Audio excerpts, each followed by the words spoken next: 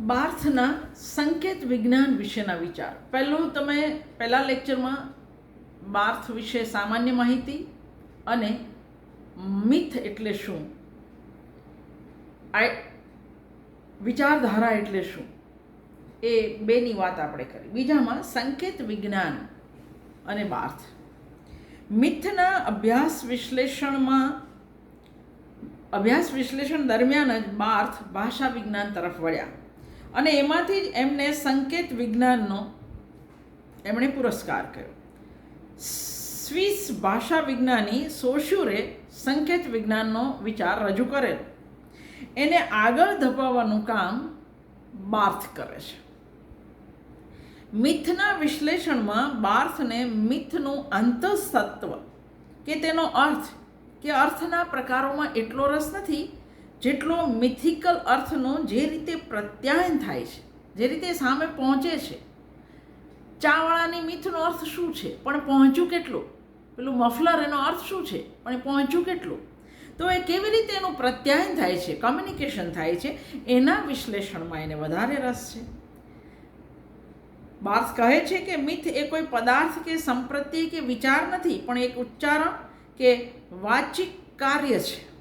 મિથનો અર્થ અહીં પણ આ અર્થનું પ્રત્યાયન કેવી રીતે થાય છે તેનું મહત્ત્વ છે.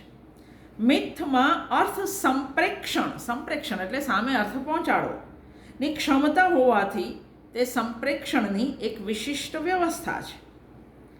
સંરચના એક પ્રકાર તરીકે માનવ ભાષાનો વ્યવસ્થિત અભ્યાસ ભાષા વિજ્ઞાનમાં થતો હોવાથી મિથના વિશ્લેષણ માટેના ઓજારોની શોધ બાર્થ સ્વાભાવિકપણે ભાષા વિજ્ઞાન તરફ વળીને કરે છે અને સોશ્યુરના ભાષા વિચાર પાસે એ જઈ ચડે છે.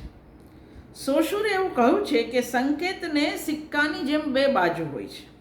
સંકેતક અને સંકેતિત એ બંને વચ્ચેનો સંબંધ યાદૃચ્છિક હોય છે. જેમ આપણે કહીએ છીએ કે ભાષાના સંકેતો યાદૃચ્છિક હોય છે, એમ આ સંકેતક અને સંકેતિત વચ્ચેનો સંબંધ એ યાદૃચ્છિક હોય છે.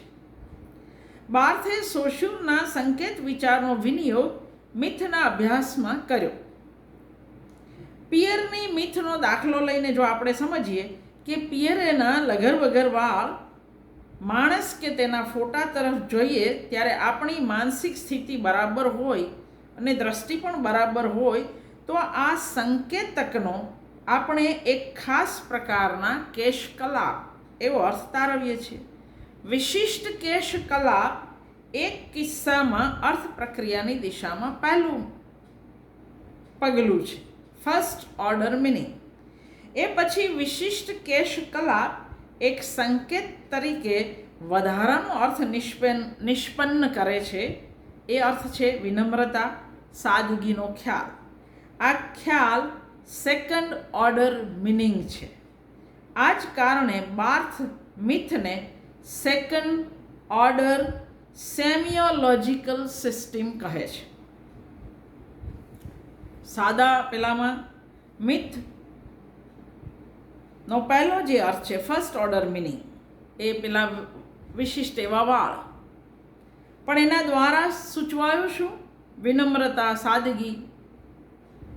ચાવાળો એ ફર્સ્ટ ઓર્ડર છે, એના દ્વારા સૂચવાયું શું? તમારા જેવો જ એક ગરીબીમાંથી ઊભો થયેલો માણસ. એના દ્વારા સૂચવાયું શું?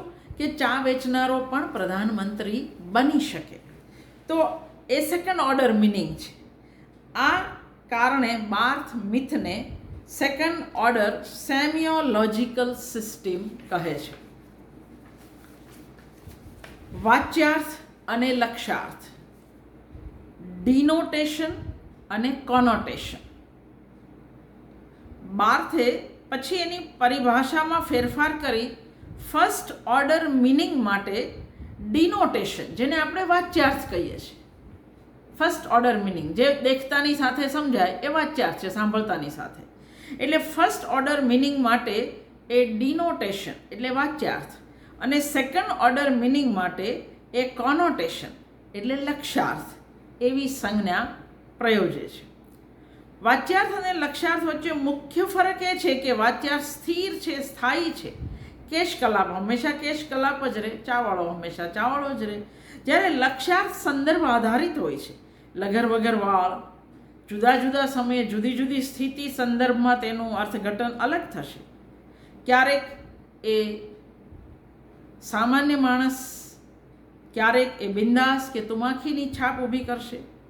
ચાવાળાની મિથનો સેકન્ડ મિનિંગ એ ક્યારેક એ ગરીબીનો સૂચક બનશે, ક્યારેક એ તમને તમારા જેવું લાગશે, અને ક્યારેક એવું કહેશે કે એક સાવ સામાન્ય માણસ પ્રધાનમંત્રી થઈ શકે. એટલે આ જુદા જુદા અર્થ સંકેતો તમને મળશે.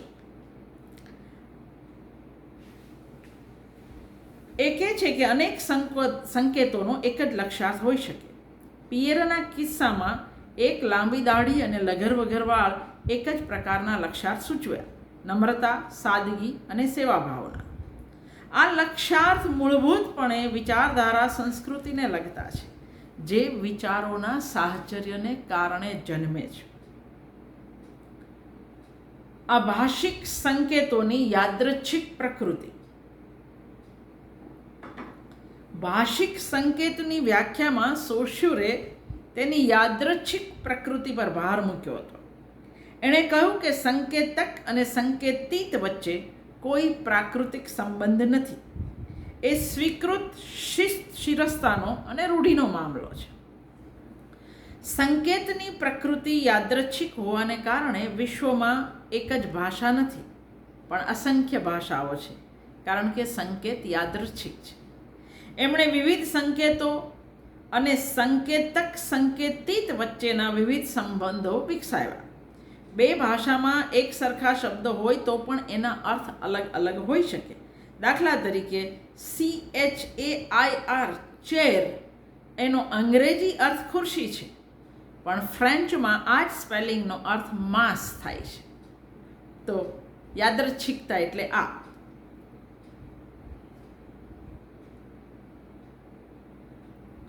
રવાનુકારી શબ્દો ઉચ્ચારનું અનુકરણ કરે છે. જુદી જુદી ભાષામાં છતાંય આ રવ અલગ હોય છે. દાખલા તરીકે પીડાની અભિવ્યક્તિ આપણે ગુજરાતીઓ આહ કે ઓહ કરીએ છીએ, અંગ્રેજીમાં આઉચ કહે છે, પણ ફ્રેન્ચવાળા આઈ કહે છે. આપણે જ્યારે ભાષા શીખીએ છીએ ત્યારે સંકેતક અને સંકેતિક વચ્ચેની કડીઓનો રેડીમેડ વારસો આપણને મળે છે, કારણ કે ભાષા આપણે સમાજ પાસેથી શીખીએ છીએ. બાર્થ કહે છે આપણું રોજિંદુ જીવન સાંસ્કૃતિક શિરસ્તાઓ પર આધારિત મિથથી છવાયેલું હોય છે. આ મિથના કારણે આપણે સંસ્કૃતિને પ્રકૃતિ ગણી લેતા હોઈએ છીએ. ભાષાકીય પરિભાષાઓ અને વિભાવનાઓ સાંસ્કૃતિક ઘટનાઓને સમજવા માટે નવા પરિપ્રેક્ષ્ય પૂરા પાડે છે. એ જોયા પછી બાર્થને એવો વિચાર આવ્યો કે તમામ માનવીય પ્રવૃત્તિઓનો અભ્યાસ સંકેતોની વ્યવસ્થા કે ભાષાઓ તરીકે શા માટે ન કરી શકાય? અને અહીંથી તેને સોશુરના સંકેત વિજ્ઞાનમાં રસ પડ્યો. સોશુરના મતે ભાષા એક વ્યાપાર સંચાર વ્યવસ્થાનો હિસ્સો છે. આ જ કારણે ભાષા વિજ્ઞાનને એણે સમાજમાં પ્રવર્તતી સંકેત વ્યવસ્થાનો અભ્યાસ કરતા એક બૃહદ વિજ્ઞાનીનો ભાગ ગણેલો હતો. નવી શાખાને એણે સંકેત વિજ્ઞાન એટલે કે સેમિયોલોજી તરીકે ઓળખાવેલી. સમગ્ર યુરોપમાં સોશુરના શિષ્યો હતા, છતાં એની વિચારણાના સંકેત વિજ્ઞાનવાળા હિસ્સા તરફ એ લોકો ઉદાસીન હતા. 20મી સદીના ઉત્તરાર્ધની વિદ્યાકીય પ્રવૃત્તિમાં બાર્થનું એક મહત્ત્વનું પ્રદાન એ આ સંકેત વિજ્ઞાન એટલે કે સેમિયોલોજી. સોશુરના વિચારનું મહત્ત્વ બાર્થ સમજી શક્યા અને સંકેત વિજ્ઞાનને એક પૂર્ણ વિજ્ઞાન બનાવવાની દિશામાં એમણે કમર કસી. નવી વિદ્યા શાખાની વ્યાખ્યા બાંધવા માટે એમણે પહેલાં ભાષા વિજ્ઞાનના સંપ્રત્યયોનો કપડાં, ખાદ્ય પદાર્થો વગેરે સાંસ્કૃતિક ઘટનાઓના વિશ્લેષણમાં વિનિયોગ કર્યો. પ્રત્યેક કિસ્સામાં તે સંકેતક અને સંકેતિત નિર્ધારિત કરી બંને વચ્ચેનો સંબંધ સ્પષ્ટ કરવાની કોશિશ કરી. જે તે ઘટના કે સંદેશ કે મિથનો અભિધાર્થ સ્પષ્ટ કરી એનો લક્ષ્યાર્થ પણ સ્ફુટ કરે છે. આમ તો આ બહુ શુષ્ક પ્રવૃત્તિ લાગે, પણ એ વખતે અભ્યાસીઓમાં બહુ ઉત્સાહ જાગ્યો, વિવાદ પણ એટલો જ જાગ્યો. આપણી રોજબરોજની ઘટનાઓનો આ રીતે રહસ્યસ્ફોટ કરવાનો પ્રયાસ આ અગાઉ ક્યારેય થયો નહોતો. બાર્થના અભ્યાસના તારણો એલિમેન્ટ્સ ઓફ સેમિયોલોજી 1954માં પ્રકાશિત પુસ્તકમાં થયો, જેણે સંકેત વિજ્ઞાનના ભાવિ વિકાસનો નકશો દોરી આપ્યો. 1967માં એની ફેશન સિસ્ટમ બહાર પડ્યું. બાર્થને નારી દેહને સુંદર બનાવનારા એક તત્વ તરીકે ફેશનમાં રસ નહોતો. એનો મુખ્ય રસ વસ્ત્રો કેવી રીતે સામાજિક રીતે અર્થપૂર્ણ બને છે એ જાણવામાં હતો. અહીં એણે ફેશન મેગેઝિનોમાં આવતા વસ્ત્રોના ફોટોગ્રાફ્સનું વર્ણન કરતી ફોટો કેપ્શનનો અભ્યાસ કર્યો. અહીં બાર્થ એક અર્થમાં સોશૂરથી જુદા પડ્યા. સોશૂર માનતા હતા એમ ભાષા વિજ્ઞાન એ સંકેત વિજ્ઞાનની શાખા નહીં, પણ એ એક સામાન્ય વિજ્ઞાનની શાખા બની ગઈ. હવે ત્રીજો જે વિચાર છે એ ત્રીજા લેક્ચરમાં.